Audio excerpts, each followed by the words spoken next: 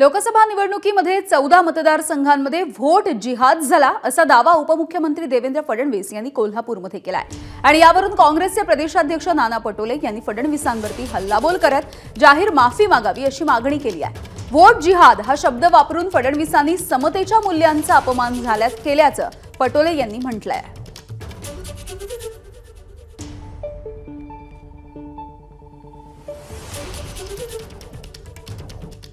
आज आपण पाहतोय या निवडणुकीमध्ये आपण बघितलं कशा प्रकारे वोट जिहाद आपल्याला पाहायला मिळाला। वोट जिहाद काय अर्थ आहे वोट जिहादचा?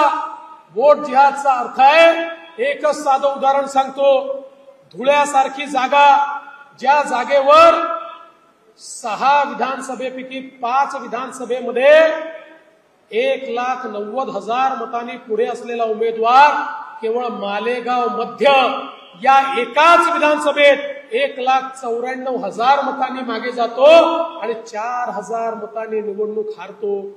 निवडणुकीतली हार जीत महत्वाची नाही, कधी हा पक्ष जिंकेल कधी तो पक्ष जिंकेल, पण काही लोकांचा आत्मविश्वास एवढा वाढलाय, त्यांना असं वाटतंय आमची संख्या कमी असली तरी आम्ही संघटित मतदान करून या ठिकाणी हिंदुत्ववाद्यांना पराभूत करू शकतो। त्यांचं व्यक्तिगत मत नाही, ते गृहमंत्री म्हणून मांडतात आहे। शिवाजी महाराजांचा इतिहास आणि शिवाजी महाराजच त्यांना माहिती नाही। शिवाजी महाराजांच्या सैन्यामध्ये सुद्धा मुस्लिम होते। आता मुसलमानांना वोट जिहाद म्हणायचं असेल तर मग आता याच्यापेक्षा दुर्भाग्य काय? शाहू फुले आंबेडकरांचा महाराष्ट्र आहे, ज्या महाराष्ट्राने पूर्ण देशामध्ये समतेचा संदेश दिला, त्या महाराष्ट्रातला गृहमंत्री या पद्धतीचं वक्तव्य करत असेल ते महाराष्ट्रासाठी भूषणावं नाही आहे। त्यांनी जाहीर माफी मागावी या वाक्याची।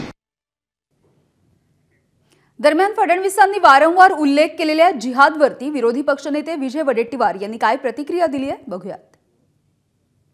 बघा, जिहाद हा शब्द त्यांना पाठ आहे, कारण जिहाद म्हटल्याशिवाय त्यांना मतं कोणी द्यायला तयार नाही।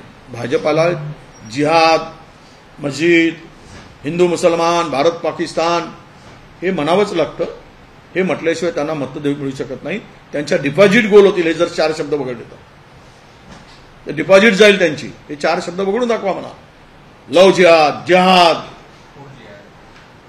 पोट जिहाद, मुस्लिम, पाकिस्तान, हे सगळं अतिरेकी हे ठरलेले शब्द आहे, त्यामुळे त्याच्यावर फार बोलण्याची गरज नाही। एबीपी माझा, उघडा डोळे बघा नीट।